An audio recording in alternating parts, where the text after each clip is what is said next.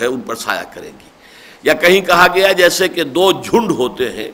کہ پرندوں کے جھنڈ، کوئی بہت بڑا جھنڈ ہو تو وہ بھی اصل میں سایہ بن جاتا ہے، تو دو جھنڈوں کے مانند وہ ظاہر ہوں گی اور اپنے چاہنے والوں اور اپنے پڑھنے اور تلاوت کرنے والوں پر سایہ کریں گی۔ میں وہ حدیث آپ کو سنا رہا ہوں، یہ مسلم شریف کی روایت ہے حضرت ابو امامہ باہلی رضی اللہ تعالی عنہ سے، قال سمعت رسول اللہ صلی اللہ علیہ وسلم یقول اقرأوا القرآن فإنه يأتي يوم القيامة شفيعا لأصحابه اقرأوا الزهراوين البقرة وآل عمران فإنهما تأتيان يوم القيامة كأنهما غمامتان أو غيايتان أو كأنهما فرقان من طير صواف تحاجان عن صاحبهما۔ حضور نے ارشاد فرمایا، مسلم شریف کی روایت ہے، قرآن پڑھا کرو اس لیے کہ وہ قیامت کے دن وہ شفیع بن کر آئے گا،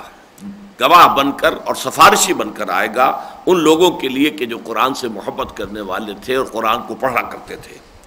پھر آپ نے دوبارہ فرمایا اقرأوا الزہراوین،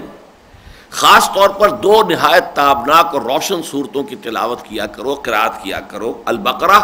و آل عمران۔ یہ دو صورتیں کون سی ہیں زہراوین؟ سورۃ البقرہ اور سورۃ آل عمران۔ فإنہما تأتیان یوم القیامہ، اس لیے کہ وہ ظاہر ہوں گی قیامت کے دن، کأنہما غمامتان او غیایتان، دونوں کے ایک ہی معنی ہے، گویا کہ وہ دو بدلیاں ہیں، دو بادلوں کے ٹکڑے ہیں، او کأنہما فرقان من طیر صواف، اور یا ایسے ہوں گی جیسے کہ یہ دو جھنڈ ہیں پرندوں کے کہ جو بالکل ایک جھنڈ کی شکل میں آئے ہیں،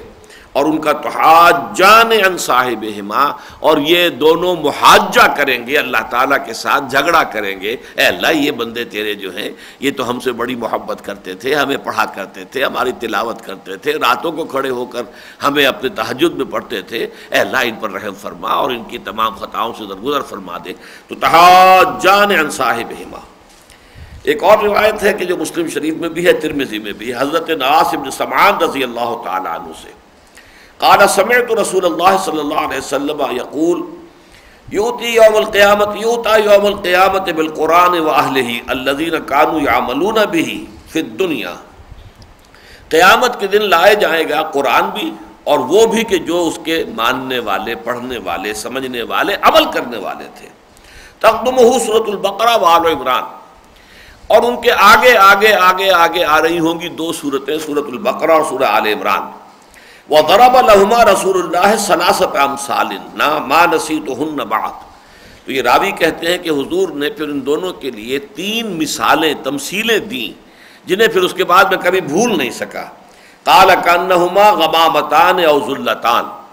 حضور نے فرمایا کہ یا تو وہ دو بدلیوں کے مانند ہوں گی یا دو سائبانوں کے مانند ہوں گی، سوادان بینہما سوداوان بینہما شرق، دو بدلیاں ہوں گی جن کے جو سیاہ ہوں گی تاکہ پوری طرح وہ سایہ کر دیں اپنے نیچے لوگوں پر، یا دو جو ہیں وہ سائے ہوں گے پوری طریقے سے گھنے سائے، لیکن درمیان میں روشنی ہوگی، یعنی نظر آ جائے کہ یہ ایک خیمہ یہ، ایک خیمہ یہ ایک صورت ہے سورۃ البقرہ اور یہ دوسرا ہے وہ اور سورہ آل عمران ہے۔ سوداوان بینہما شرق او کانہما خرقان من طیر صواف تحاجان عن صاحبہما، اور یا ایسے ہوں گے جیسے پرندوں کے دو جھنڈ ہیں کہ جو پھر جھگڑا کریں گے اپنے لوگوں کے حق میں اور اللہ تعالیٰ کے ہاں شفاعت کریں گے، اللہ تعالیٰ سے ان کی مغفرت کی درخواست کریں گے۔ تو یہ دو صورتیں اس اعتبار سے جو ہے، ایک تو یہ ہمارے سامنے آیا کہ ان کی اپنی فضیلت اور ان کی عظمت کیا ہے، اور دوسری یہ کہ دونوں میں کچھ ایسا آپس کا ربط ہے گہرا کہ ان دونوں کو ایک نام زہراوین، ذلتان یا غمامتان، غیایتان،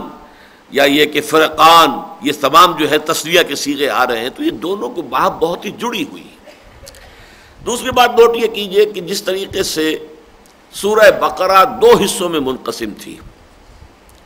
پہلے حصے میں اصل رخ جو ہے خطاب کا وہ اہل کتاب میں سے بنی اسرائیل یہود کی طرف، دوسرے حصے میں خطاب اصلاً امت مسلمہ کی جانب، بعین ہی اسی طرح یہ سورہ مبارکہ بھی دو حصوں میں منقسم ہے، بلکہ وہاں تو آپ کو ایک فرق نظر آتا ہے کہ پہلا حصہ ہے اس کے اندر آیتیں کم ہیں، غالباً 123 ہیں، اور دوسرے حصے کے اندر آیتیں بہت زیادہ ہیں، 150 کے لگ بھگ ہیں،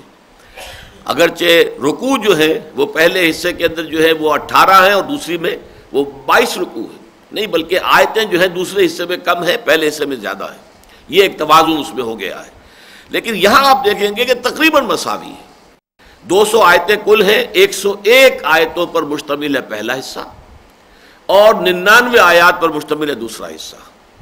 ادھر بھی 10 رکوع ہے، ادھر بھی 10 رکوع ہے، بالکل برابر کی تقسیم۔ پہلے حصے میں روح سخن زیادہ تر جو ہے وہ اہل کتاب کے دوسرے گروہ یعنی نصارہ کی طرف ہے، اگرچہ دونوں کے ساتھ بھی گفتگو ہے، یہود سے بھی نصارہ سے بھی، لیکن مین خطاب جو ہے وہ نصارہ سے ہے، اور دوسرے حصے میں تمام تر خطاب جو ہے وہ مسلمانوں سے ہے۔ پہلا حصہ جو ہے وہ پھر 3 حصوں میں منقسم ہے، سورہ بقرہ کے حصہ اول کی طرح۔ پہلے میں 31 آیات آتی ہیں، پھر 31 آیات، پہلے میں 32 ہیں، پھر 31 ہیں، پھر 38 آیات ہیں، یہ 101 بن جاتی ہیں۔ دوسرے حصے میں 2 رکوع پہلے، پھر 6 رکوع، پھر 2 رکوع، یہ جو 10 رکوع بنتے ہیں، اس طریقے سے تقسیم ہے۔ یہ گویا کہ ورٹیکلی ساری کی ساری تقسیم ہو رہی ہے۔ اچھا، وہ صورت نہیں ہے جو سورہ بقرہ میں ہے کہ جو نصف ثانی ہے وہ ہاریزونٹل اس کے اندر تقسیم ہے کہ 4 لڑیاں ہیں چل رہی ہیں اور آپس میں وہ گتھی ہوئی نہیں۔ یہاں پر پہلے 2 رکوعوں کا علیحدہ مضمون ہے، پھر 6 رکوعوں کا علیحدہ مضمون ہے، اور اس کے بعد پھر 2 رکوعوں کا علیحدہ مضمون ہے۔ گویا کہ ساری تقسیم جو ہے ورٹیکل ہے۔ ایک اور بات نوٹ کیجئے کہ ان دونوں صورتوں کا آغاز حروف مقطعات الف لام میم سے ہوا ہے۔ ایک اور شے جو مشترک ہے وہ یہ ہے کہ ان دونوں صورتوں کے شروع میں قرآن مجید کی عظمت کا بیان ہے۔ ایک اور قدر مشترک یہ ہے کہ دونوں کے آخر میں نہایت جامع دعائیں آتی ہیں۔ سورہ بقرہ کا اختتام ہوتا ہے اس دعا پر، جو بڑی طویل دعا ہے، آخری آیت جو ہے آیت الدعوات، جس میں یوں سمجھیے کہ بہت سی دعائیں جمع کر دی گئی ہیں ایک آیت میں۔ لیکن یہ کہ سورہ آل عمران کے آخری رکوع میں 3-3.5 آیات پر پھیلی ہوئی دعا ہے، لیکن وہ بھی بہت عظیم دعا ہے، بہت جامع دعا ہے۔ تو بہت سی چیزیں ان میں قدر مشترک کے طور پر ہیں، وہ بعد میں ہم جب کہ تفصیلاً مطالعہ کریں گے تو وہ مضامین آتے رہیں گے۔ اس وقت اجمالاً تعارفاً صرف اس قدر جو ہے وہ کافی ہو جائے گا۔ اب ہم اس کا آغاز کر رہے ہیں۔ الف لام میم یہ حروف مقطعات ہیں، اور صرف چند باتیں ذہن میں تازہ کر لیجئے۔ قرآن حکیم کی 114 صورتوں میں سے 29 صورتوں کے شروع میں مقطعات آتے ہیں۔ 3 صورتوں کے شروع میں یہ صرف ایک حرف ہے، قاف، سورہ صاد، سورہ نون۔ لیکن 11 صورتوں کے شروع میں 2 ہیں۔ 13 صورتوں کے شروع میں 3 حروف آتے ہیں، 6 ان میں سے الف لام میم پر مشتمل۔ الف لام میم سے شروع ہونے والی 2 صورتیں تو یہ بالکل آغاز میں آ گئی، سورۃ البقرہ اور سورۃ آل عمران۔ 4 صورتیں مکیات ہیں، سورہ قصص، سورہ عنکبوت، سورہ روم اور سورہ عنکبوت، سورہ روم، سورہ لقمان اور سورہ سجدہ، 4۔ تو اس طریقے سے یہ 6، اور اس کے علاوہ الف لام را 3 حروف پر مشتمل 5 صورتیں ہیں۔ طا سین میم یہ بھی 2 صورتیں ہیں کہ جو 3 حروف پر مشتمل ہیں۔ 2 صورتیں ہیں کہ جو 4 حروف پر ہیں، الف لام میم را، الف لام میم صاد، اور 2 ہی صورتیں ہیں کہ جو 5 حروف سے آغاز جن کا ہوتا ہے، کاف ہا یا عین صاد، ہا میم عین سین قاف۔ تو 29 صورتیں ہیں، اور اس کے حوالے سے ذرا ایک بات کے حوالے سے اس کو یاد رکھنا آسان ہے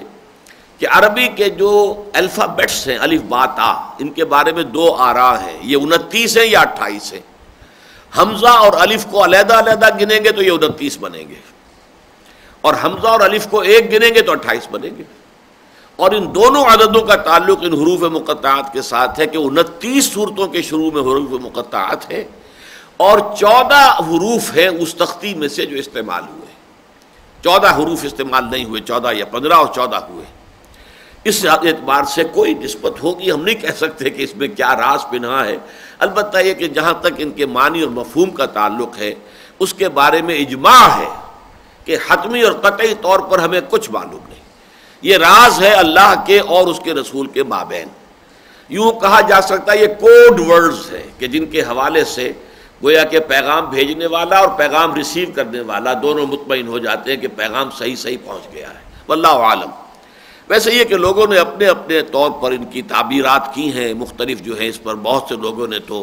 بہت ہی فلسفیانہ انداز میں اور بہت گہری کچھ کچھ وہ روحانی انداز میں ان حروف مقطعات کی جو ہے وہ تشریحات کی کوشش کی ہے، لیکن یہ تمام باتیں ایسی ہیں